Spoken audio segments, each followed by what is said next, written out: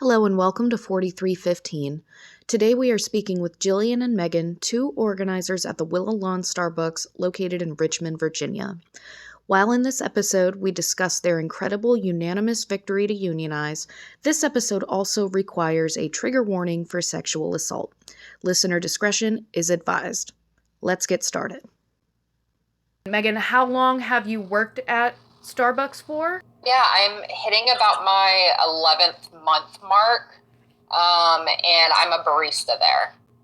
Yep, I'm Jillian. I've been with the company for about almost 4 years, and I'm a shift supervisor, and I've been a supervisor for 3.5 years. And if you want to maybe start by just taking it back to the beginning, where did everything start? Yeah, like when did you guys start organizing? How did that kick off, and what sparked it? So about, I think it was in December or January is when another barista shift supervisor organizer at our store kind of brought it into our store and bringing the idea to baristas. Jillian and I were actually two that joined later on. When we joined kind of like in February, we already had like a big group of supporters and union supporters in our store. So I had been on a medical leave during December and most of January. So when I came back at the end of January, I sort of, the ball had already started rolling with the unionizing push at our store. So I remember my first week back, I was approached by a different partner at our store asking if I was interested, and I was sort of like, I don't know anything about this. I don't really want to get involved. I just sort of want to keep my head down and do my job and go home. And then as more people started being aware of the unionizing at our store, Starbucks kept putting in more and more union busting literature, and we were having to have one-on-one meetings with our managers that were just very union busting in nature. So then it sort of had the opposite effect on me. I was like, well, okay, I'm in this now. And so like Meghin said, the two of us sort of joined later, but we definitely got the momentum and kept the ball rolling at our store for sure. So, what was there anything in particular? I mean, what was it? The pay? Was it the wages? Was it the benefits? Like, what was? I know there was momentum already because Starbucks locations across the U.S. had been in the process of unionizing, but what was it store specific for you that made you want to that kind of drove this? For me personally, I've worked Starbucks for a long time. I've been at multiple different stores, and for me personally, I was actually pretty happy with the way our store was currently being run, but I have worked in stores previously that were just a total mess, really bad for my mental health. We were short-staffed. Obviously, we don't get paid enough, and the benefits don't make it worth it. But mostly it was the short staffing and the removal of all of our COVID benefits that sort of made me want to push to be able to make my store even better than I felt it was at the moment. Yeah, I remember when I found out about it, found out about the union, and decided that I wanted to get more involved. And it was really like when I first came into Starbucks, I came into it from a customer perspective. I joined Starbucks on a whim. I had a nice conversation one day with a barista, and I was kind of in the market for like another part-time job. I would have called myself like I did coaching, I did dog walking. And so I was just going to add Starbucks into the mix, you know? And so it was just going to be another part-time job.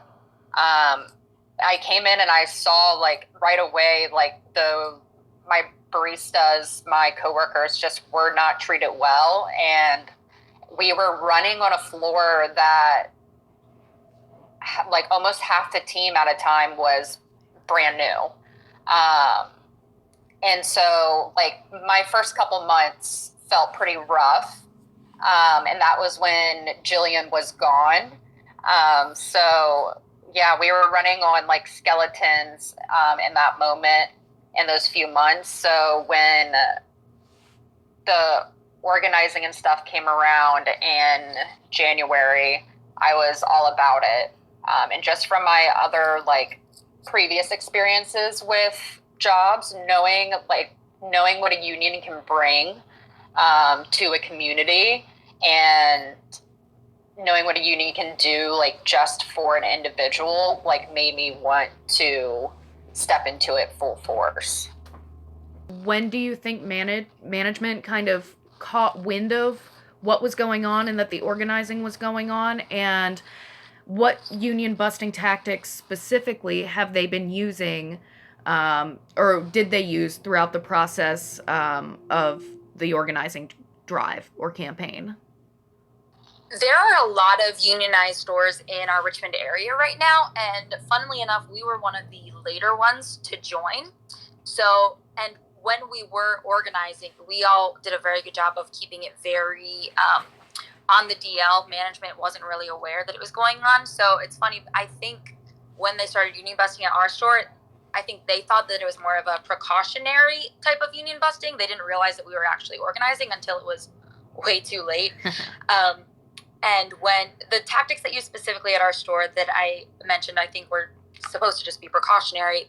First, I think the first thing they did was there was just a lot of anti-union literature popping up, like being posted in the back room, stuff like, don't sign a union card if you don't know what it means.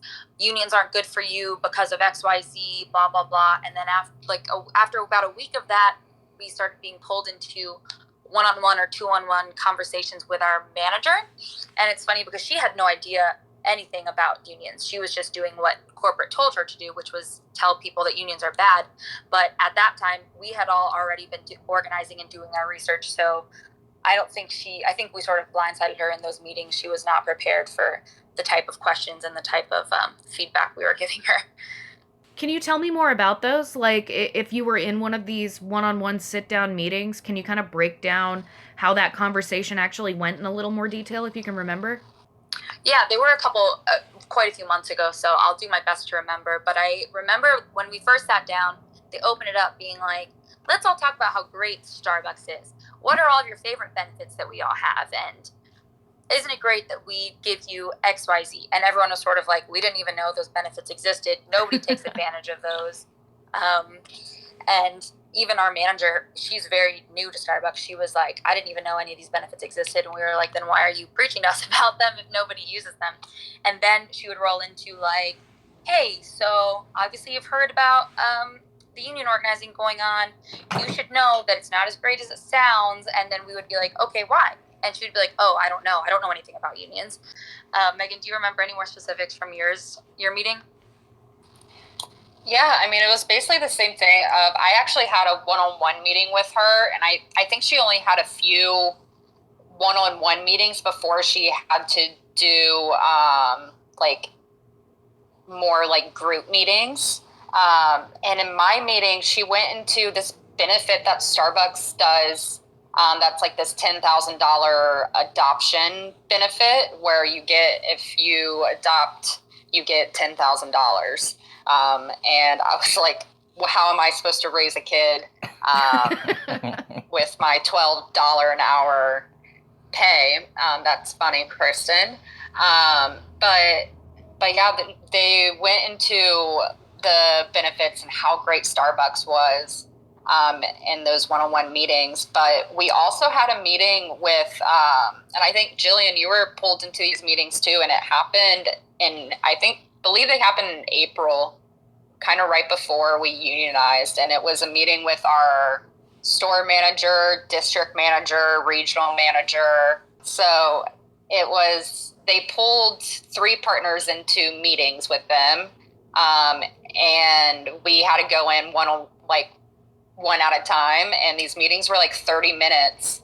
And I remember my district manager asked me what Starbucks could do to make our jobs easier. And I was like, well, something I noticed right away when I came in was that people that were here for 4 years longer than me, I just started, they were only making a few cents more than me.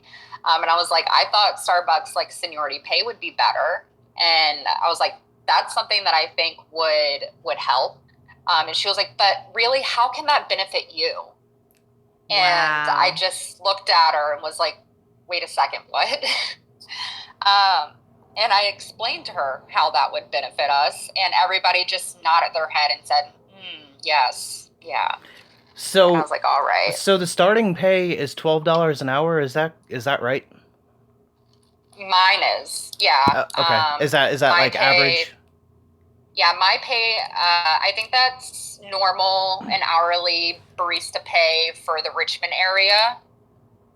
And that's definitely not a living wage. That's not a living wage for Richmond, though. No. Oh, absolutely not.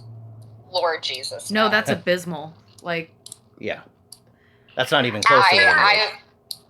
Sorry, I'm just going to jump in. After all of the unionizing push, Starbucks came out and started offering people raises. So the starting rate now is actually $15 an hour for baristas. That was put into place on August 1st, and they did that to try to dissuade people from continuing to organize. But they didn't offer that for stores that had already organized or already voted to unionize. And the NLRB actually just told Starbucks that withholding that raise in benefits from unionized stores is like super hardcore illegal, and ordered them to pay all unionized partners that didn't receive that raise back pay for it. Good. Which is a really big win. Yeah, no, that's definitely a big win. And I was actually going to ask about that. That's that was one of I'm assuming that's one of the union busting tactics that they're using for these stores that won. But now that they can't do that anymore, I'm wondering, I mean, you probably don't have the answer, but I'll be interested to see what they do next in terms of trying to punish the stores that are unionizing, because they can't stop it. They have to know that at this point. No, they definitely can't stop it. But I think the main motivation for them doing that was like the stores that have already organized, it's sort of harder for them to retaliate. But I think they were mostly trying to dissuade unorganized stores from thinking about organizing, because why would you vote to organize to make less than you would, right? Which isn't what's going to happen, but that's what Starbucks wants people to think is going to happen. So moving forward with that, when did you guys win your election, and do you know what the tally was? Like, was it a landslide, like unanimous? Was it close? What was that like? We were actually the first unanimous vote in Richmond. Or wow. In Virginia, wow. Okay. Congratulations. That's amazing. Sorry. I didn't mean to cut you off. That's awesome. 19-0, I think, was the final count. 19-0. Wow. I love those numbers. Okay. That's awesome. So let me switch gears for a minute here, because while that's an amazing story of, unanimous victory in organizing this Starbucks location, we all know, and what we're going to get into here is a much more sinister story that is going on in the background while all of this organizing is going on.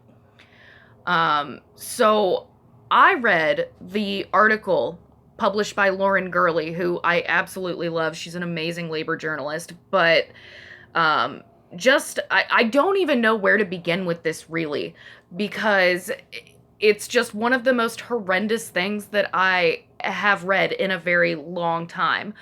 Not only is Starbucks, union busting and sitting you guys down one-on-one to have these meetings, convincing you not to unionize, pretty much bullying you, from what I can tell, bullying you into, oh, well, what do you love about this company? Tell us everything you love about this company, to try to kind of push you into thinking that you don't need representation. So can you kind of, or one or both of you, give me sort of a timeline on what I'm referencing here? Because this is something so serious, and I'm extremely upset about it, and I think people need to know about what's going on and what you've been experiencing in the background of all of this organizing. Yeah, absolutely. This is a very big, scary, difficult to talk about topic, so I appreciate you bringing it up that way. So everything that I'm about to say, we didn't really officially find out about until a few days before our election count. So like all of this was going on behind the scenes, but those of us that were organizing didn't really know about it. So In early December, there was a shift supervisor that was transferred into our store. And unfortunately, I feel a little guilty for this because the reason they needed a new shift supervisor to transfer in is because I was on a medical leave. But, nothing we can do about that now. So a shift supervisor was transferred into our store in early December, who we found out later on had sexually assaulted and raped a barista at his store in the first week of November. Shortly after that happened, the victim came forward and complained to her manager and submitted a formal complaint against him about it. And then 7 days later, she was fired from her store. While all that was going on, he was instead just asked to pick up random shifts around the surrounding area. This happened in a suburb of Richmond. But because Starbucks is the kind of company it is, a lot of young people work there. People talk. Word got around and found out why he was picking up shifts at different stores. And partners at those surrounding area stores told their manager, we will not work with him. If you ask him to come into our store, we will walk out. We're not going to work with him. So Starbucks' solution to that problem was to transfer him into our store 45 minutes away, where they assumed we wouldn't hear about this. Oh, can I jump in with a question real quick? Yeah, absolutely. I don't want to interrupt you guys, but you said that she was fired, this employee that was assaulted and raped. What could possibly cause them to fire her a week or so after this happened? Like, what the hell was their reason? Because I'm not buying it. Agreed. We don't buy it either, obviously.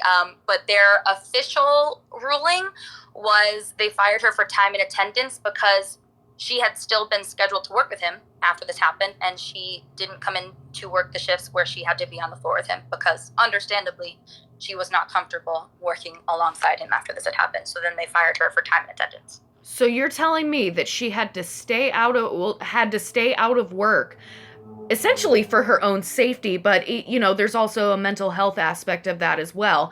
But at the end of the day, so she's staying out of work for her own safety, and they're hitting her with no call, no shows, or tardies, or whatever the situation might have been, and fired her while they just bounced this guy around to different stores?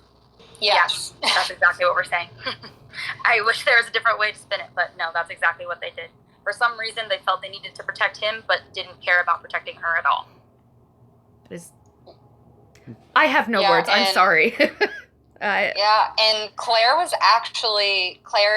the name that we are using for the survivor, and she was actually following Starbucks policy by taking herself out of a dangerous situation. That is exactly what Starbucks tells you to do when you're in a dangerous situation, and is to take yourself out of it. Absolutely horrifying. So all of this happens. Claire gets fired. The rapist gets transferred to your store. Now, none of you were made aware of this. Is that correct? Like, the situation? Yeah, correct. But none of us were made aware of the situation. It wasn't until we caught wind of it because he was talking about it with another shift supervisor. He told a shift supervisor about time that he spent in jail, and that his time in jail was easy, and everybody there was very supportive of him. And that shift supervisor on the day that he was fired told one of the organizers in our store about that conversation, and that's how we first heard of it. And then right away we found his records on the internet and were able to link up days and times. And then luckily for us, a friend of the survivor picked up a shift at our store not long after we found out. And so one of our organizers was able to get in touch with her, and we were able to listen to her story and give our support. And that's what led to the Vice article. It really was probably only a week after we found out about him being accused and actually accused of a sexual assault, and then actually pleaded guilty to sexual battery. So he pleaded guilty to this on top of it. Yeah. 5 weeks before he was fired, he pleaded guilty to sexual battery. I mean, he was transferred from another store, so somebody at the top had to know about it, right? So one of the reasons that we're so upset about this situation is because they very much did know about it. When somebody is transferred, the district manager, which is above our store manager, has to sign off on it. And the district that he was in is actually the same as our district, even though he was in the same district as us, even though he was 45 minutes away. So our district manager at the time, she has since left the district when we started complaining to her about the situation. She just plucked him up, put him in our store. Our store manager knew about it, but after the fact confided in me that the district manager told our store manager she was not allowed to say anything about it to any of us or she would lose her job. Who cares? Like, let her lose her job, right? Like, this is the safety of everybody at a store that we're talking about. So, like, I'm sorry, but, like, that's not really an excuse, right? That she would lose her job because she's telling people that, like, she's putting a dangerous person in a workplace? Yeah, and sorry, Jillian, that's also another reason why we're so upset is she says that she didn't know about it. Like, her story has been changing a lot about she didn't know about it until he went to jail, or she did know about it beforehand. But we know that our store manager was a part of the firing of Claire, was there for the firing of Claire. So she knew about this. And even though she was forced to take him in, she says that she took away his rights to open the store and took away his store key. She may have taken away his store key and gave it to another shift supervisor, but he was still opening the store and taking opening shifts where he was the lead shift, sometimes one-on-one with other baristas at 5 a.m. in the morning. And that continued from the day he started until the day he was fired. He was opening shifts in our store, either one-on-one or two-on-one with baristas at 5 in the morning. And when he was transferred from this other location, I'm assuming his pay and benefits were transferred with him? I mean, you might not know the answer to that, but what I'm getting at is, when he started there, do you know how much he was making and if he was making more than the other people who at the Willow Lawn location? I don't know if he was making more, but he was definitely being paid as a supervisor, and supervisors make more than baristas. So even though our store manager said, I didn't schedule him to run shifts, he still had all of the privileges and pay and benefits that come with being a supervisor. So I'm also curious now, the audio that you guys had sent over to us, where one of you is talking to the manager about this specific situation, where you had mentioned that the story keeps changing, and I even noticed that listening just to that little soundbite, that little I think it was like a 10-20 minute clip, because at first she's saying exactly that, like, I could have lost my job, I could have lost it, and then 10 minutes later saying, I didn't know, I knew something was going on, but I wasn't sure. Have you guys ever gotten any clarification about that beyond the mixed, jumbled up stories? No, absolutely not. Her story still continues to change to this day. Like, these are the only person that we are able to actually have a face-to-face conversation with, because our district managers, like our district manager Selena, who transferred him in, has left. Our regional manager doesn't come in. Like, they've kind of been avoiding our store since we came out with the Vice article. And so we have had conversations with her, and up until 2-3 weeks ago, when we did a march on the boss, her story was still changing. So there's been no clarification from her and no clarification from anybody up higher than her. So I definitely want to talk about that March on the Boss that you're referencing. Is it the one that you filmed and had going live on Instagram? Yeah, it was that one. Okay, so for like we'll get to that because that was absolutely amazing. That video gave me chills. It was just the way you guys all advocated for it is just absolutely amazing. But I do have one more question, only if you're comfortable answering it. Were there any other inappropriate things going on that this man did to either you or somebody else that you might have heard of? Like, was it an actively, I mean, of course it was an actively dangerous situation, but did the abusive behavior continue even as he was transferred to your location? So unfortunately, yes, the answer to your question is yes, absolutely. We don't know of any, and we haven't heard of any physical things that he did, and I don't think there were, but just overall, our store has a lot of young female employees, and after all of this came out, so many of them came forward to us specifically saying, I felt so uncomfortable the whole time I was working with him. He would make really sexually charged comments to me. I know he made a comment to one barista about how she should star in anime porn because she was like petite, and he said to another barista that she would be really good in stepmom porn, and she was like, what does that mean? And he just laughed it off.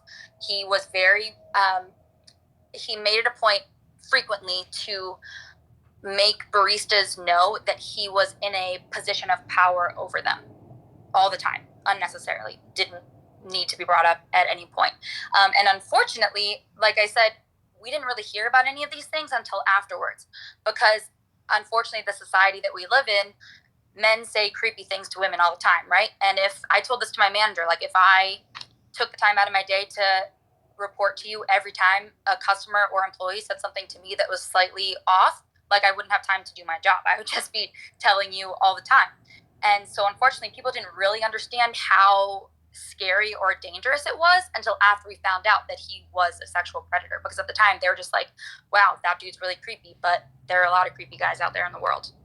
Yeah, well, of course, especially when it's, an employee who's working underneath, a supervisor. This is a supervisor abusing his position of power, blatantly stating that he's in a position of power to intimidate these women. And I don't want it, like, that was my next question, but I definitely don't want it to be misconstrued that, like, well, did anybody bring this to the attention of management?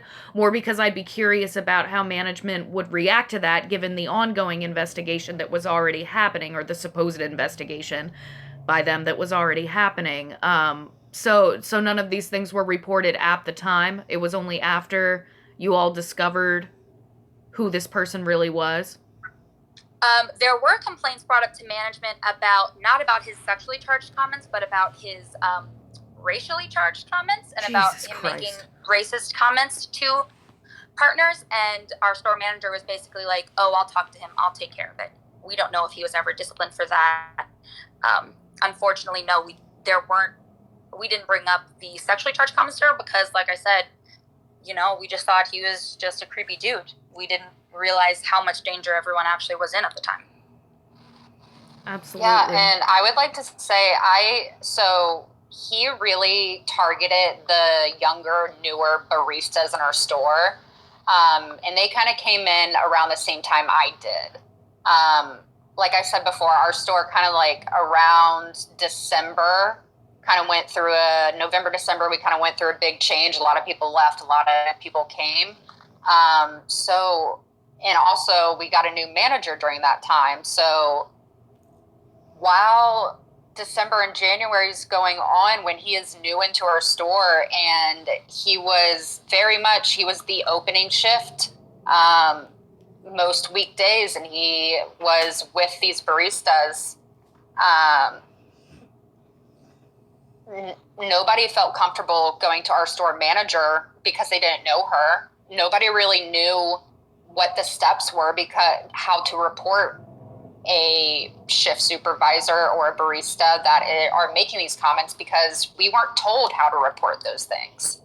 it wasn't until after we brought these things up to our manager and to our district manager, and when we sent our first letter out, that they finally put like contact information up in the back.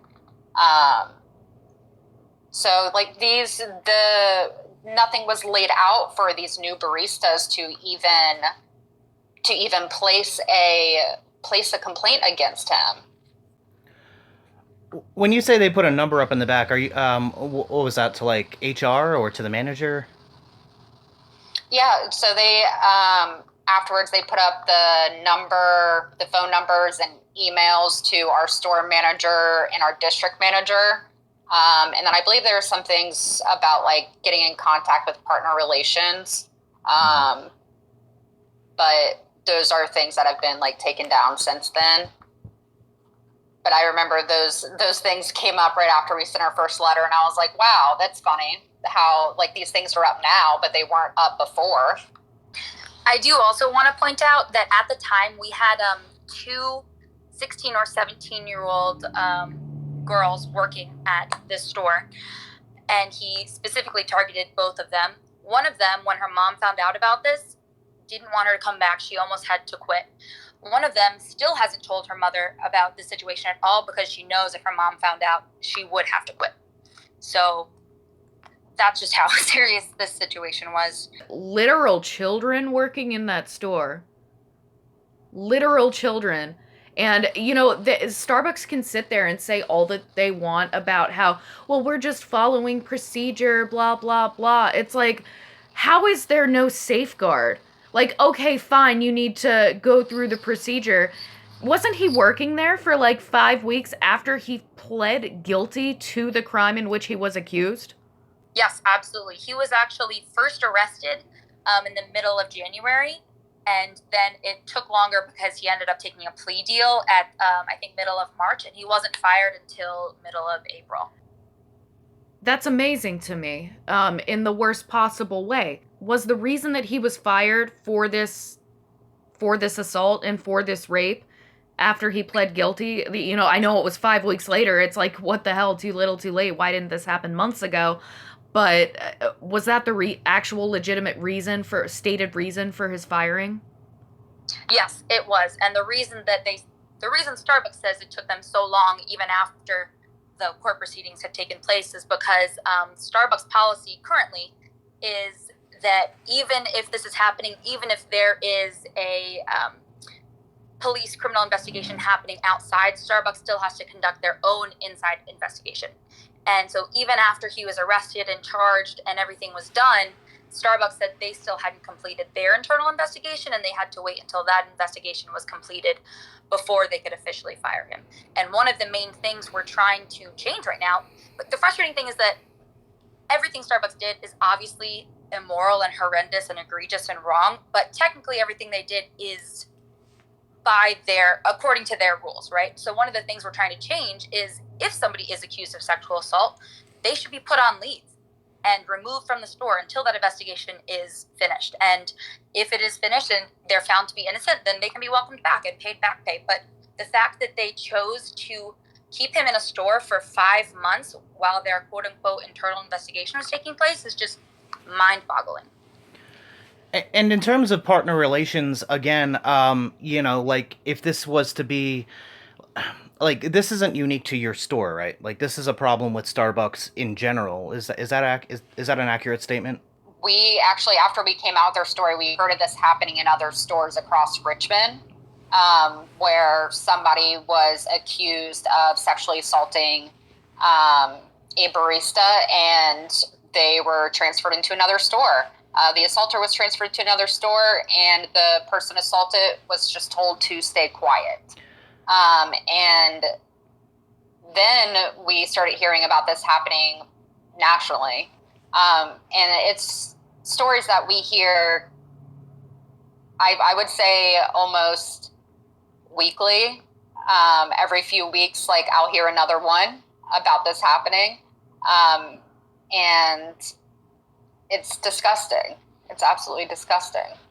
And then in terms of partner relations, I think on our initial call, we had talked about this a little bit, but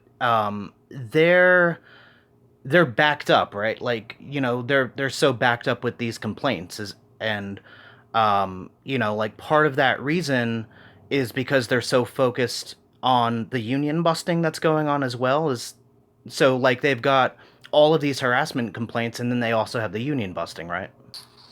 Yeah, they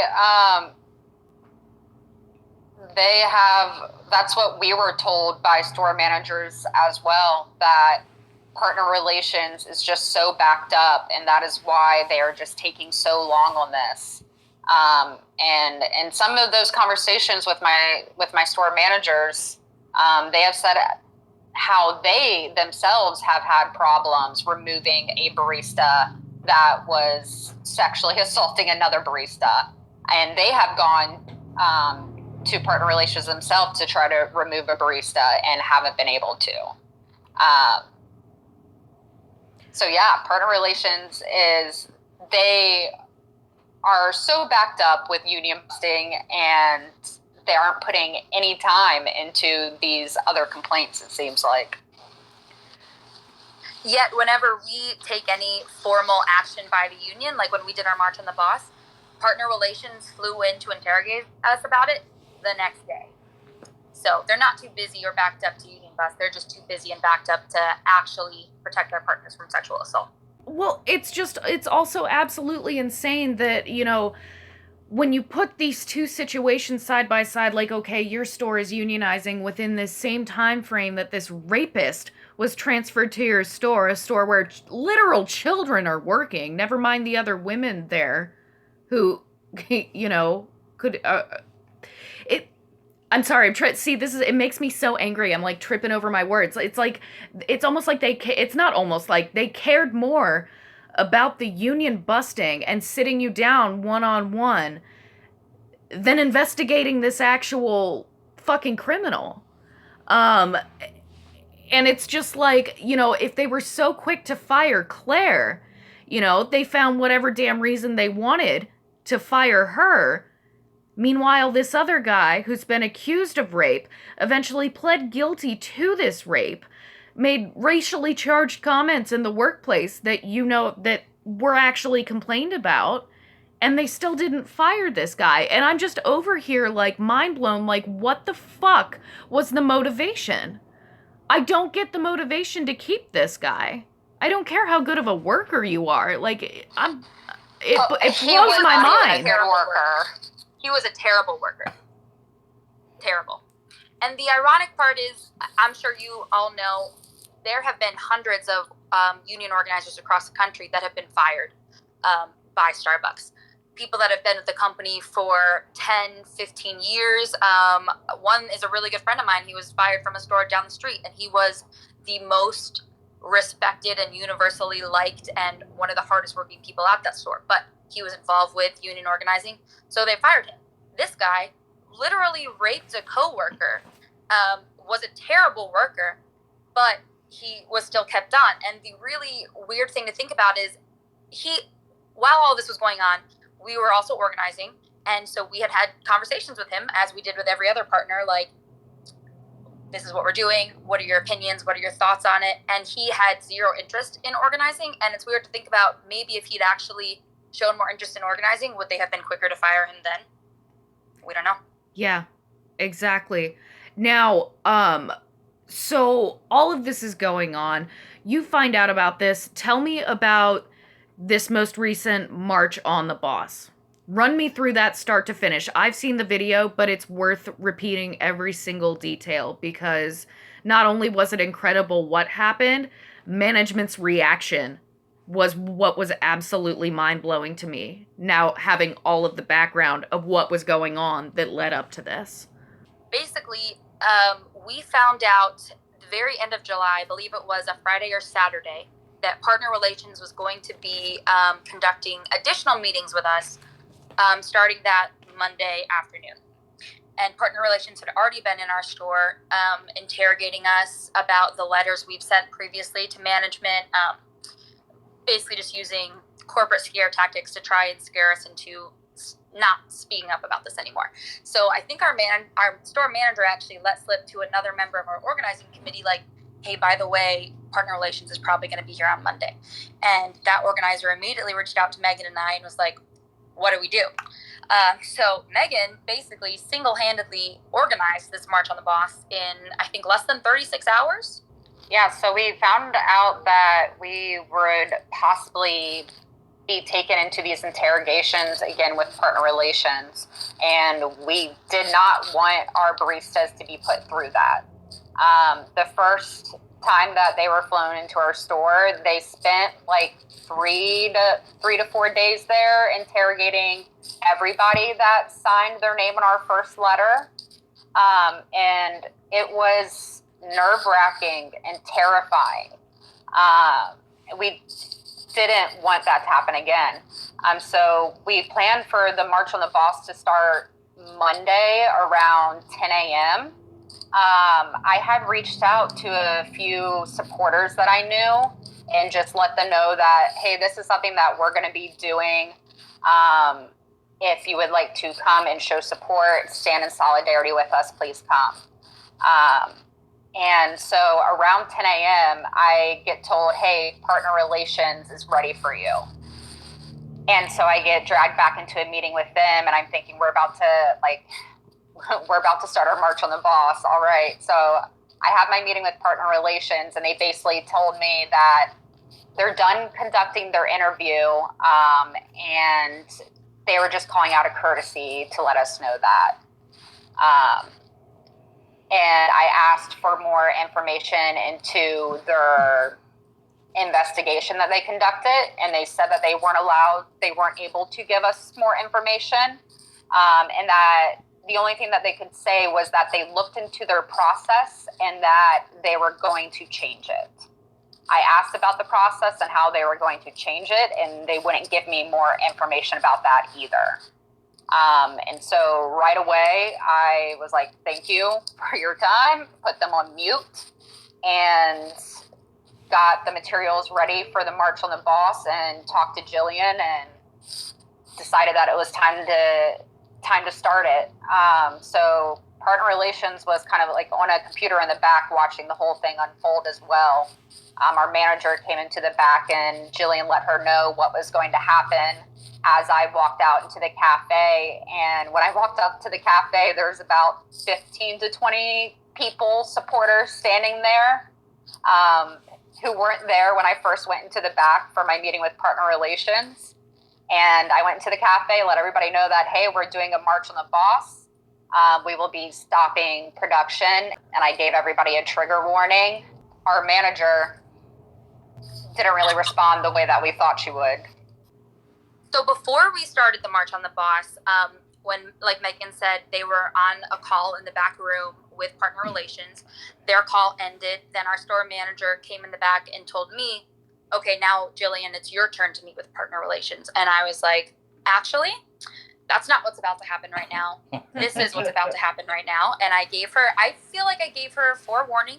I told her, even though obviously we all know she made mistakes, this is clearly a much bigger issue than one store manager. So I told her, this is not about you. Unfortunately, when we do a March on the Boss, we have to do it to someone, and you are our face of management that we see every day, so it's going to be to you, but I need you to know this is way above every single person in the store. This is above all of our pay grades. This is to Starbucks corporate. This is to Howard Schultz. Like, all we need you to do is just sit down and listen. And she immediately shut down, started crying, refused to come back out. And so while Meghin was in the front of the cafe telling everyone what's about to happen, getting people ready, I was trying to like make deals with our manager, basically being like, all we need you to do is sit and listen. You don't need to say anything. You don't need to do anything. You just need to hear us out.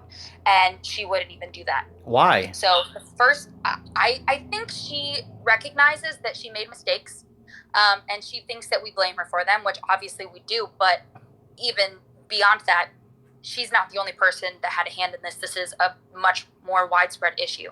But she just completely shut down and wouldn't even listen to us, which was obviously very frustrating, but also ironic because we were writing a letter and read a letter aloud about how Starbucks refused to listen to our concerns while she was in the back refusing to listen to us read a letter about our concerns. So Yeah, and then so she comes out and then she proves it even more by packing up her stuff and leaving, right? Yeah, and while she was doing that, that's when I was the one in the video reading the letter that I wrote. And so I was standing there waiting for her to just come sit down, and she started coming up and packing up her stuff. And I was like, okay, I'm just going to start reading, so hopefully you can hear a little bit of this. And she looked right in my eyes and said, "Don't bother, I quit." And she grabbed her stuff and walked out. Wait, she quit? She said she quit, and then our other store manager, because we now have two since they're increasing their watch over us, basically, our other store manager called our district manager. He came, talked to the first store manager in the parking lot for about an hour, and then an hour after that, she came back in the store after it was all over, after everybody left, and just pretended like nothing happened and didn't say a single word about it. Wow. So, whose idea or where? I mean, it sounds like it was Meghan's, but where did the idea come from to do a march on the boss?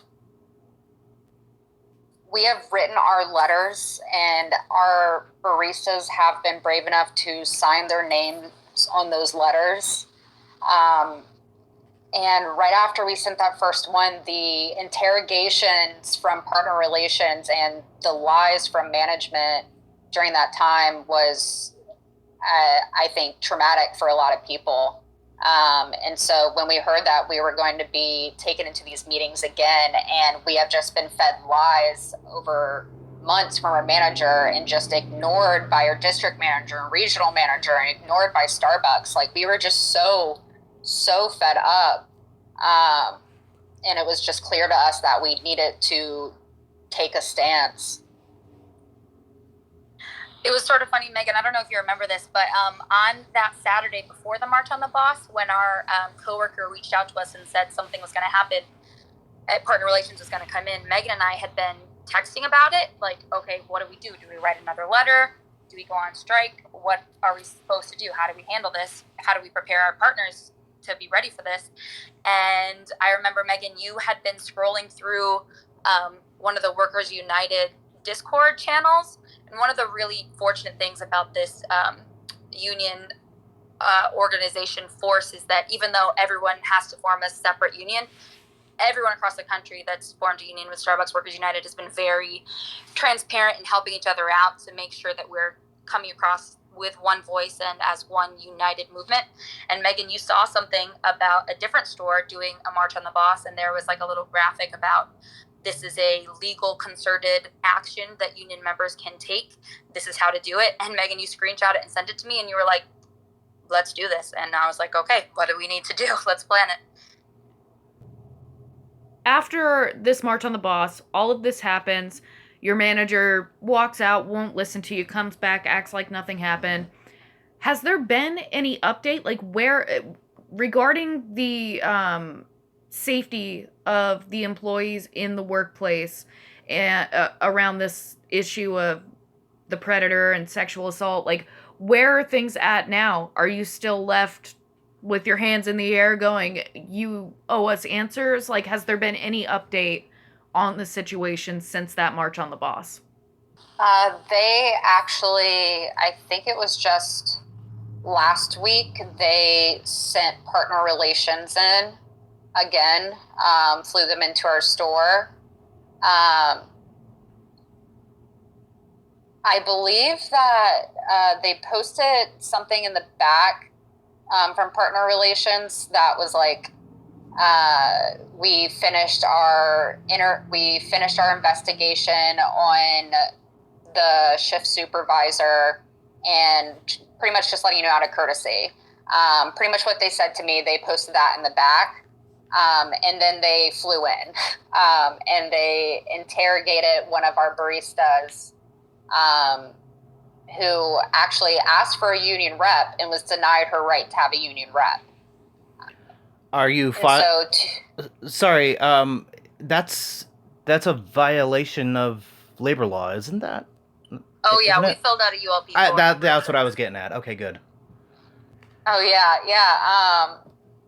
And so she asked for one of our union organizers to sit in with her, and they said no, that he may be investigated as well, so he couldn't sit in. And I actually live like 5 minutes away from the store, so I was already driving there, and so I didn't get there until after her interview, and partner relations was leaving, and I walked up to them and was like, hey, like I'm Meghin, you might remember me. They're like, oh, we definitely remember you. And I was like, awesome. I have been trying to get in contact with you since our first letter. And I've been trying to go through my store manager. I've been trying to go through my district manager. I've been trying to go through the partner relations number. And I haven't been able to get in contact with partner relations. Like, nobody has called me back. Nobody has emailed me. And she was like, oh, that's weird. I haven't gotten anything from your store managers or district managers. They have just come in and done another interrogation. And our manager left for 2 weeks and just recently came back. But they have not been giving us any answers since the March on the Boss either. It has just been more interrogations, more just ignoring us and our request, and then our manager just disappearing.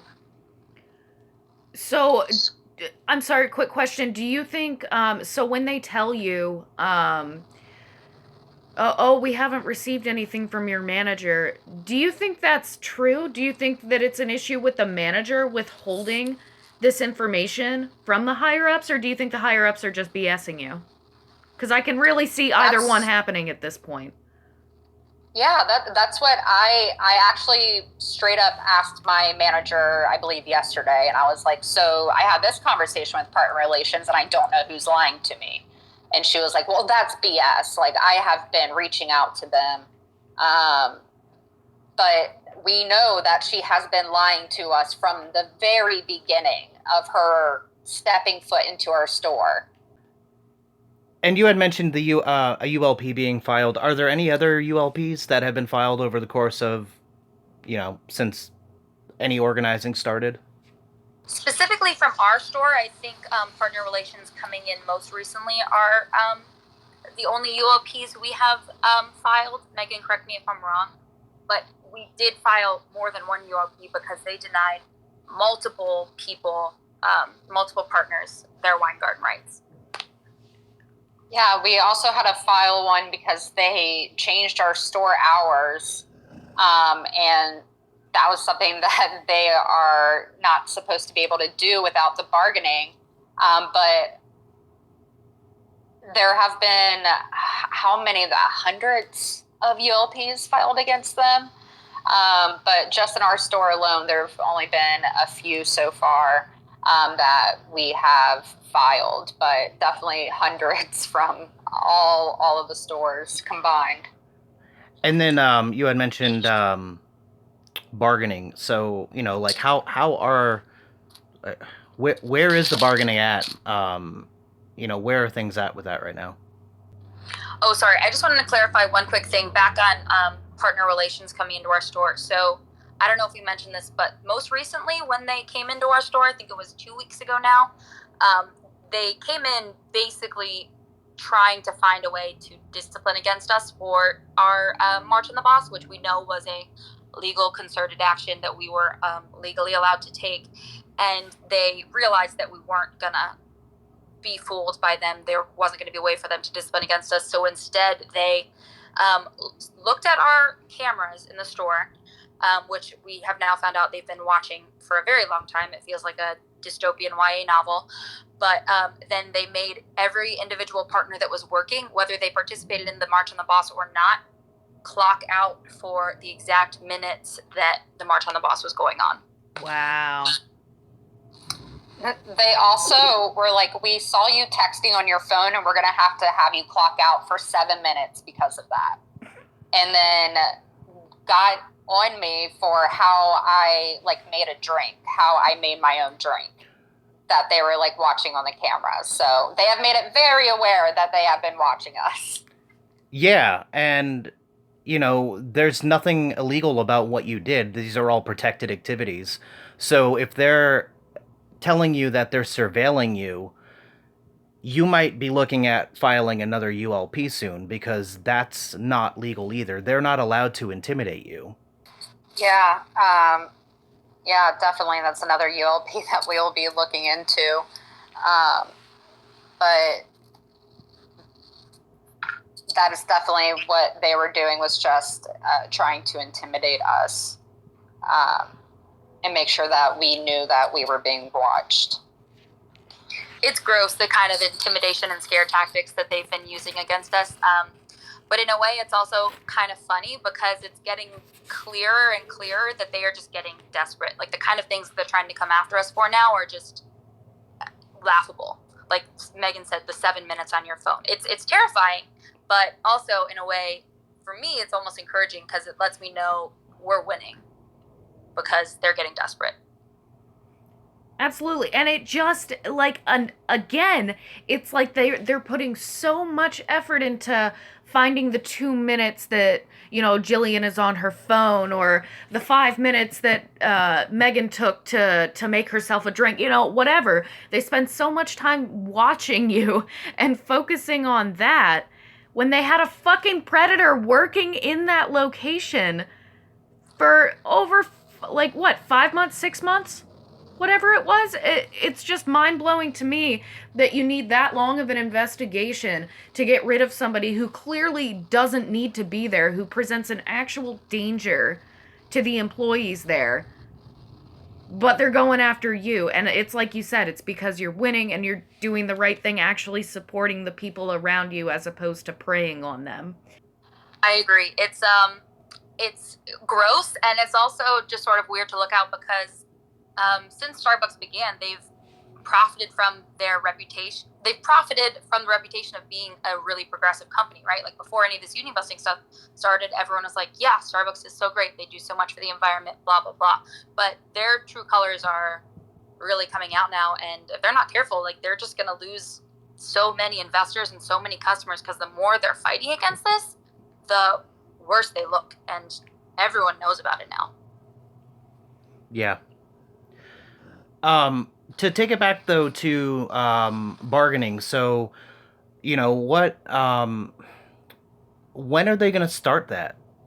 Yeah, so Meghin and I are both on the National Bargaining Committee, which is a national committee made up of partners, of unionized partners all across the country, that over all summer, basically, we've been meeting and trying to write a blanket contract, because even though we have to bargain store by store individually, we're going to come to the table with the same contract, so we're all asking for the same things, speaking with one voice.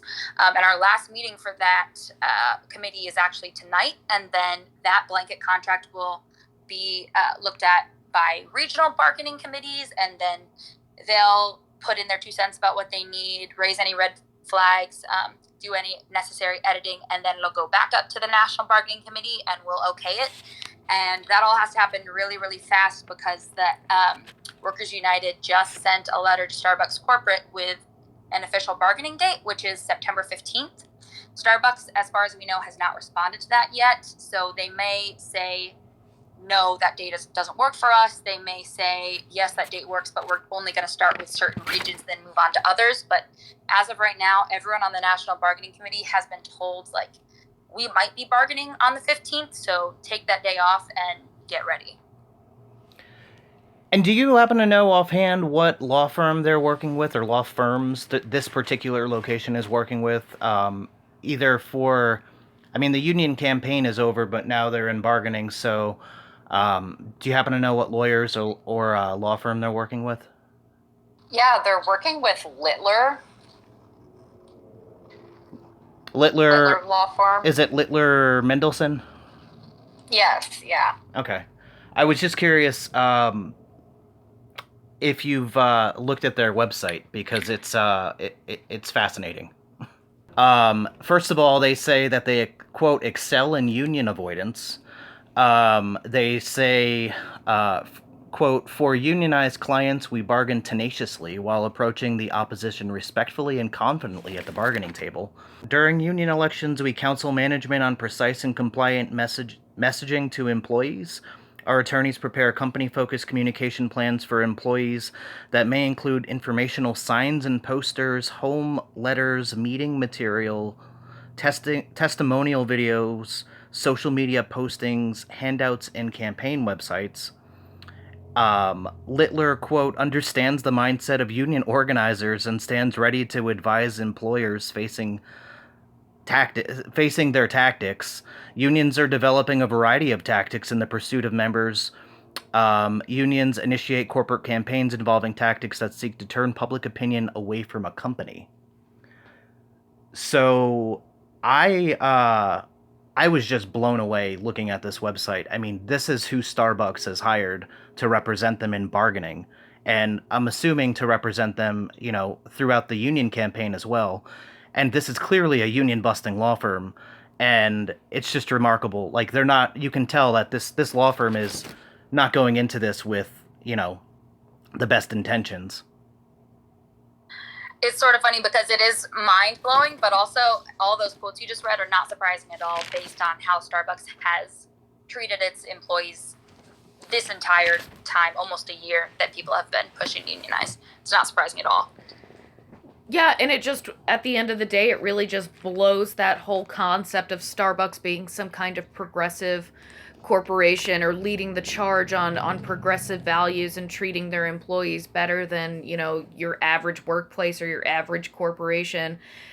Because at the end of the day, they're just all going to do the same thing.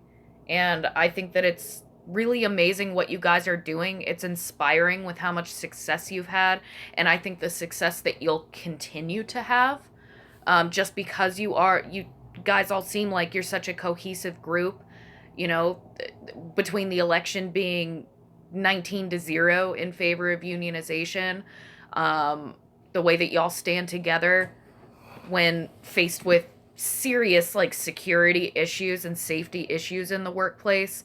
And I cannot wait to see what y'all get out of this contract and what you're able to negotiate. Kind of on that note, 19-0, just advice for other organizers. How do you get to that point? How do you get that cohesion in the workplace? Like, what did you do right? I wish I could say it was all us, but honestly, we came into this in a very fortunate situation because even before we started organizing, our team is a very cohesive team, and we luckily all just really like each other very much. So the people that we didn't really have any blatant anti-union people at our store. We either had people that really wanted it or people that didn't really care. And the people that didn't really care, we either talked to them and convinced them, or they didn't vote. And that was how we got our unanimous election. Yeah, when Jillian and I joined, there's about already, I would say, between 8 and 10 people that were definite yeses. And so the other 10, 9 to 10 that voted, it was really we had a lot of conversations. We divided the baristas up between organizers and made sure that we were educating them on what was going to come with the union busting and what the facts were, what Starbucks and our managers were going to say to them, and what to look out for. And I think just preparing our baristas for what to expect and to what to look out for, that's all we needed to do. And just educating them on the union, and they were oh yeah, of course. So it was really just educating them and continuing continuing the communication throughout that whole time for us to get that unanimous vote.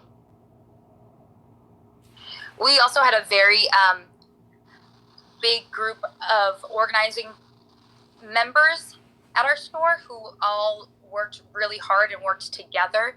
If I had any advice for stores that were looking to unionize and organize now, I would say it's so imperative to have that cohesive organizing team. I think right now at our store we have 6 people who are all working together really, really hard and splitting up all of this work, because if it was just me or just Meghin or even just the 2 of us, it's too much for 1 or 2 people. You wouldn't be able to do it. Yeah, that's all really awesome advice, and like I said, we cannot wait to see how far this goes and how much success you guys have. And I hope to God, of anything else, that you guys get some safety measures put in place. What you were talking about before with if somebody is accused of any sort of sexual harassment, sexual crime, outside or inside the workplace, indefinite leave until it's resolved, because that's just such a basic matter of safety. And it's crazy to me that, here we are in 2022 and you guys are going to have to fight for this. And I wish you all the success, and I can't wait to hear about the success that you will have, that I believe you will have. And I guess to wrap this up, where can we follow you for updates, and what can our listeners do to help you in these efforts? Yeah, we update our Instagram, which is at Starbucks Willow Lawn, SBUXWILLOWLAWN,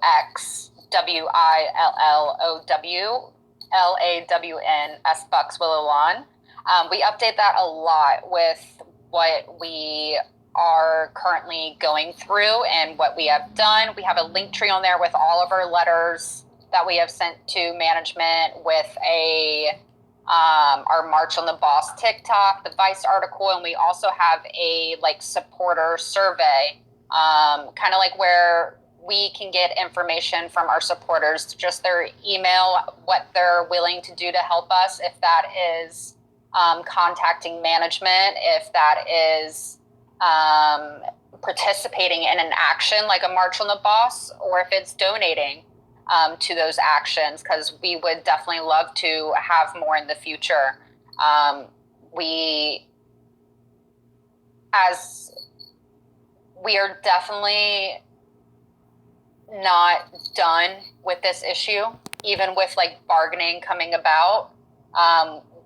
If we get that policy change, we still want Claire wants her job back. We want Claire to be reinstated. We want Claire to have back pay.